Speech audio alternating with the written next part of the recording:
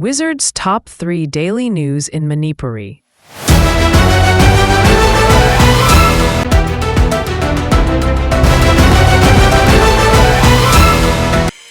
Chauba ni na hat po iramle ni hat pada maru way na chena banupa amaga nupi amaga fare. Pal West District ki manung chanba wangway kaidem da macha ani layrabi mauna ama chiraga fangkibadu kanagum bakra na hat pa iramle haina thazaba yaba mafam dagi fangba pawa man haidi. Pau asina makata na hai nupi adu masagi ilakiba phi macha aduna makauri lagat laga hat kibani haibigi chapchaba khudam sing police ki forensic team na kangmungamne. Miat pasing adu ki kongul lirak pada wangway police na ihal hana chingnai haiduna maki mapuroi ba masung manembo wahang pauhang chatanaba police na faki makoi ani nomit mapani police custody da remand lawraga leiri mihat asing matangda makoi ani da wahang pauhang chatabada mihat adu langla langjin puthokpa ngamdri makoi ani na hojik phawba mihat adu da makoi ani yaudi haina phongdok nupi adu hatpagi matangda police na atopa maikei amada haidok thi humbagi thawak chatabada langathel laikom bazar dagi hojikna nongpo kaithel manbi awang lekai da leiba Moirang tem Dhanajit Chahi Kundani Palamasung Yaripok Wangkem the Giki Aish Kanan Balat Devi Allies Dhaneswari Chahi Nipumatoi Kaubamioi and Fagatki Makoi Ngasi Chief Judicial Magistrate Imphal West Ki Court Putok Matunda Police Custody Remand Lautagre Tazabaya Pau Asina Makatana Hai Nauna Pagalakiba Dhananjit Basamagna Miat Adu Chatakibani Haina Maral Yajari Nupi Adu Mahang Nakok Matunda Mapam Aduda Makauri Lagat Laga Harpani Haina Su Kangamni Adumaku mihat asing matangda police na makoi mari fare haibadagi he na karigum wapam amata phongdokpa leitri police custody remand tawbanina ngasi nong manini asida achumba loinamak puthok ngamlagani haina police na phongdokli asigum makalgi mihat mipulgi case asi khudakki oinadi achumba hektamak phangba ngamde adumaku mihat asina chenai haina fari ba mahaki mapuroi ba khaidem nareshwar chahi kumapan amasung manebok khaidem ongbi indira chahi nipu tareti hojik phawba mihat asida chenai haibagi chapcha balikun amata puthok ngamdri haina makhata na pawasina phongdokli February Tarahumdo Mamang the Langak Sem Hodrabadi, ZNK Gumna Manipur Su Sahi Tarupi are Tumlakoi, Haningai Late Iboncha. State Asida Miang Langak Amalay Hanaba Centerna, Yamnakan Honari, Adu Haujiki Pibam Asida, Langak Sem Yabi Pibam Latabana, Semdabadi. Adu Karimamatan Sahi, Lishing Ani Kuntaruki, February Tarahumdo Mamang the Langak Sem Hodrabatarabadi, Jammu and Kashmir the Sahi Tarupi are Tankiva Adugumna, State Asida Sutamlakoi Haningai Late Haina, Lamlai Kendra MLA, Kongbantabam Ibo Machanangasi Mahaki Kendra Manum Chan Basawum Bunkabu Kulgi, Multipurpose Platform Sangavagi Tawamda, Mari Lena Pongdoki.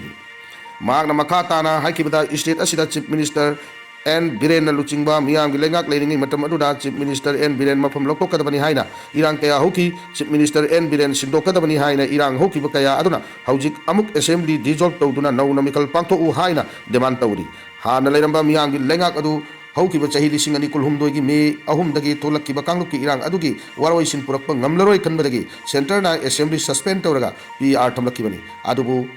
madu oidunasu haujik center gi maikai digi state asida miang laingak ama atuba matamda thamna ba honari laingak semba yabgi pibam leiningi matam asida haujik leiribe assembly asi dissolve tawraga election tawrakani haina paruba yaroi adubu haujik makki oina laingak semba yabgi pibam leitabana matam khara chothabani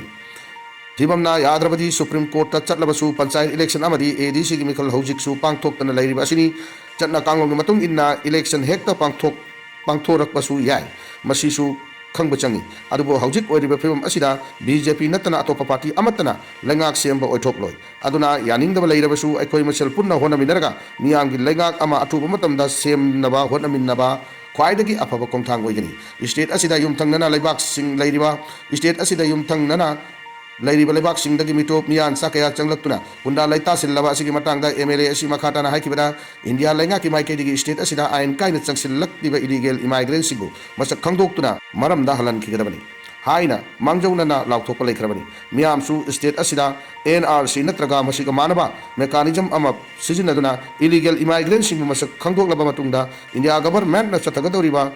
Census amasung delimitation gitabak asi chatanaba demand tawba kaya sulairi karigumba state asida illegal immigrants masak khangdokuna maramda halhal hodaba tarbadi karigumba mitropna lengak paiduna leirabadi tabaksing asi angthokpada kachin koya yoba ekoina pendaba kaya mayuklarkani chiraba tanfom asida lengak painabani haiduna ekoi masel chingthanaduna leibagi mohta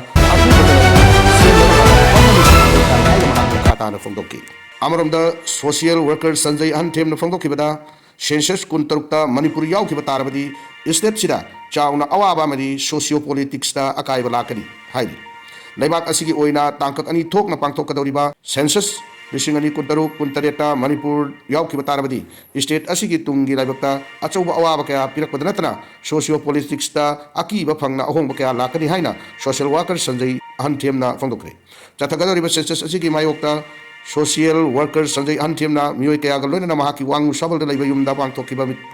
wakat mifam amaga mari leina phangdokkibada lising ani kul humdoi gi me ahumdagi horakkiba hingsa gi thokdoksing asi kul thadokuna chenakibadagi hojik phawba hanjinba ngamdana leiriba maitai na kundariba kul kaya chathagadoriba ahanba phase gi house listing amasung village survey da yau roidabani maramaduna maitai na taramba kul kaya amasung yung kaya mangkhrabani amaramda hojik phawba state government na